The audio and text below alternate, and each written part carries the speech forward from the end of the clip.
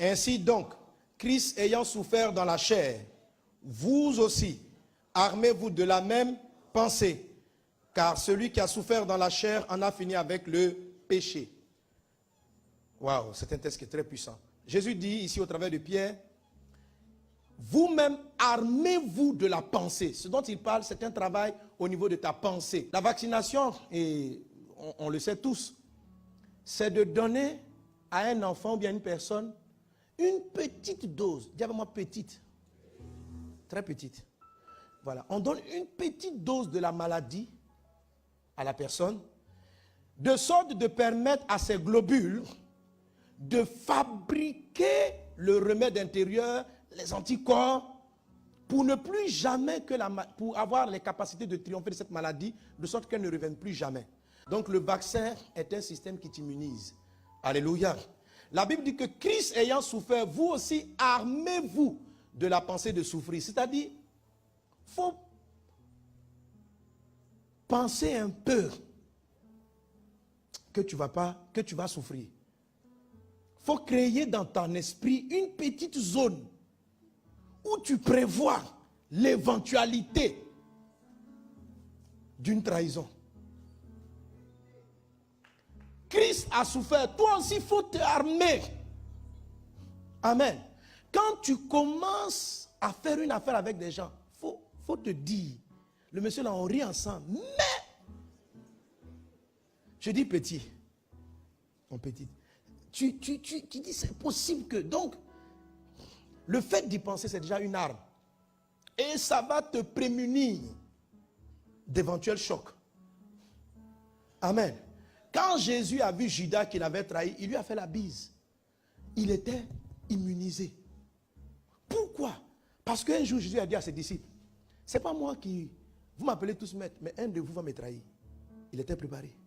Vous comprenez? Il s'était armé. La Bible dit de même que Christ a souffert. Comment Christ a souffert? Il anticipait. Ça ne veut pas dire il souhaitait. Est-ce qu'on est ensemble? Pourquoi je dis petite dose? Parce que si tu y penses trop, ça va finir par arriver. Ok? Il ne faut pas trop penser. Il faut te vacciner. Il y a beaucoup de gens qui sont... Pourquoi les gens sont choqués et déçus? Parce qu'ils ne s'y attendaient pas. Je pouvais penser ça de tous, mais pas de toi. Jamais je n'aurais imaginé que tu allais faire ça.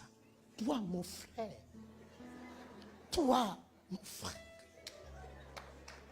Et la vie... Voisin, il faut lui dire, tu t'es pas armé. C'est-à-dire quoi? Le vaccin n'est pas... Il ne faut pas être là maintenant, hein, toi seul. Quand je dis une grosse dose là, ça veut dire au point où tu arrives. Ton mari ne t'a même pas encore trahi, ni trompé. Tu penses à ça, hé, pasteur Dieu n'a qu'à se armer. Donc, le monsieur là, un jour, il peut me trahir. Aller chercher une autre femme. Et puis toi seul maintenant à la maison, tu es devenu triste. Rien n'est arrivé. Quand il vient te voir, chérie, pourquoi tu es triste? J'étais dimanche au culte, pasteur Dieu n'a qu'à s'armer.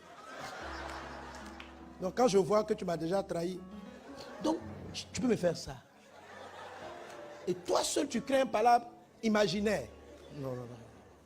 Et s'armer, c'est pour ne pas que ça arrive. C'est le fait de s'armer de la pensée de souffrir qui rend les gens très intelligents et qui rend les gens... Pourquoi on a créé la ceinture de sécurité? Parce qu'on s'est dit que malgré tout ce qu'on a appris à l'école, quelqu'un peut manquer quelque chose. On peut le cogner. Donc, en mesure de cela, on crée une protection. Pas pour dire aux gens, ne conduisez plus la voiture. Vous comprenez? On a créé le airbag parce qu'on s'est dit. Mais on ne va pas pour autant arrêter de prendre les avions. On ne va pas pour autant arrêter de prendre la voiture. On ne va pas pour autant rejeter le mariage. On ne va pas pour autant arrêter de collaborer avec les gens. Mais on est prêt. Ayant les regards sur Jésus, le chef et le consommateur de la foi, qui en vue de la joie qui lui était réservée a souffert la croix, méprisé l'ignominie et s'est assis à la droite du trône de Dieu. Amen. Madame, maman, papa, quand ils vaccinent l'enfant, c'est en vue de la santé définitive qu'il aura.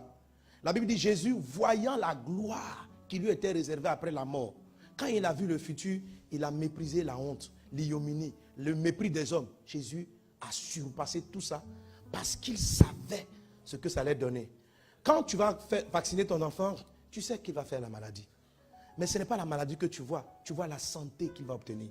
Donc, ayant en vue la santé de ton enfant, la douleur présente n'a aucun effet sur toi. Il faut avoir en vue d'un foyer stable, en vue d'une persévérance, en vue de la promesse. Comme je sais que mon foyer sera plus stable, mes relations seront plus stables, j'anticipe, je dis si ça arrive, qu'est-ce que je dois faire? Et puis je paramètre et j'ai la victoire. C'est pourquoi les coups, les blessures ne pourront pas t'atteindre. Parce que tu t'es armé de la pensée de souffrir. Quelqu'un est-il avec moi? Donne un bon amen à Jésus. Si tu fais ça, tes bienfaits seront longs et persévérants. Tu ne vas pas arrêter, quelle que soit l'attitude des gens. Quelle que soit l'attitude des gens. Parce que l'homme est vacillant, l'homme est changeant. Quand tu mets une entreprise, tu dis, mais mon ami, j'ai confiance en lui. Je lui ai confié la caisse. Mais la chair est faible. Donc en même temps que tu lui confies la caisse, tu prends des mesures pour lui-même le contraindre à ne jamais mettre la main dans la caisse. Pas de la méfiance, mais juste de la prudence. Si tu fais ça, tu vas garder tes amis. Et si tu fais ça, ta boîte ne tombera pas. Tu t'es préparé pour résister à toutes sortes d'affronts. Amen. Que Dieu te bénisse dans ce sens. Alléluia.